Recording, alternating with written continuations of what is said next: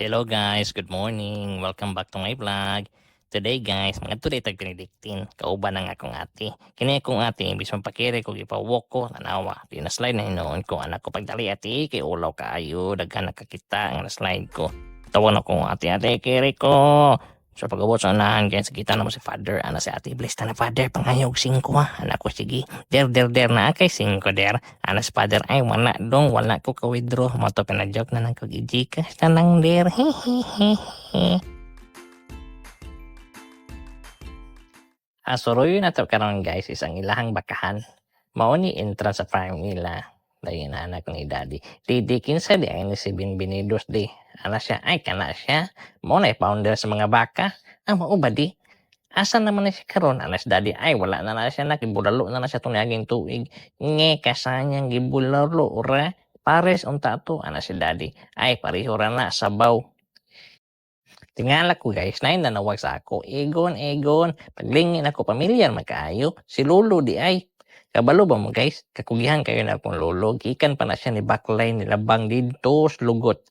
Para lang makapalit og tuba. Ana siya, asa man ka? Anak ko adto kos bakahan. Okay. Ayo ha. Before ka maabot sa bakahan guys, makita ni mo ning bird diri nga nagahi. Ana siya, mao ni favorite quotes sa mga farmers ni mga nakasulat diri. Hehehe. Ana ko ni ate, buhi pa ning langgam te. Ana si ate, patay naman na, pero naalay battery. Paghikap na ko, nilihok man. Ana, judi ay battery. High-tech naman di ay diri.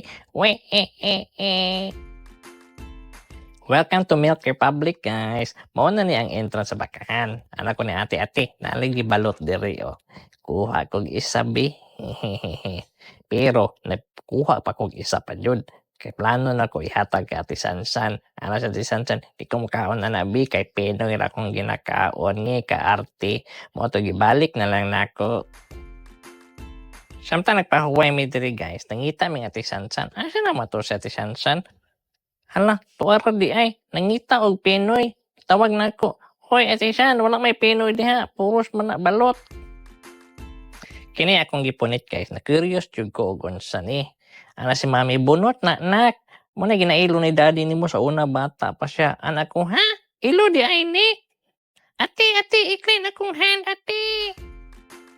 Aside sa mga baka guys, daghan po kaayog kanding diri.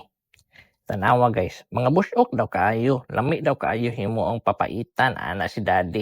Ambot unsa na, ana ko di, pwede na to na dalahon sa balay, ana si daddy. Ay idlas man na nak, di man na padakop. Adto na lang dito sa imong ati ong ilailahan ng bibigot nga nganlag Billy. Mao di ni si Billy guys, cute kaayo. Kipangutanan ako si Billy, gusto ka mo uban sa among balay? Ana si Billy, ini ko.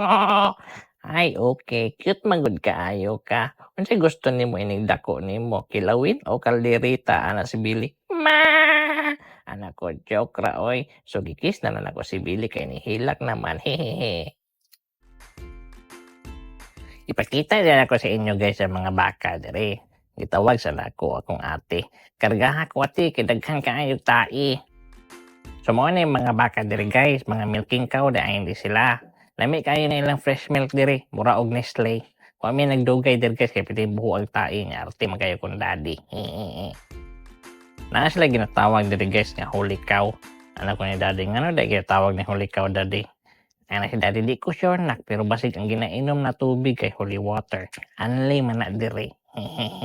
Diri nga area guys, ginabutang ang mga baby cows. Mga cute kaayo. Na daw favorite si daddy diri, ang pangalan daw kay Corn.